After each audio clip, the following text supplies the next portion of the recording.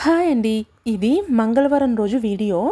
అదేంటో గాని మంగళవారం, శుక్రవారం పూజ చేసుకుంటా కదా! దీపం ఈవినింగ్ వరకు ఉంటుంది. 6కి ఇంటికి వచ్చి చూస్తే దీపం ఇంకా వెలుగుతూనే ఉంది.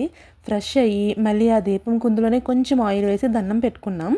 ఏదైనా సరే మనం మనస్ఫూర్తిగా దండం పెట్టుకొని వెలిగించే దీపం ఆ రోజంతా వెలుగుతూనే ఉంటే ఆ ఆనందమే వేరు కదా! మా పాప అమ్మ దీపం ఇంకా వెలుగుతూనే ఉంది అంటే, ఈరోజు నీ విష్ తీరిపోయింది కదా అనేసి అడిగింది.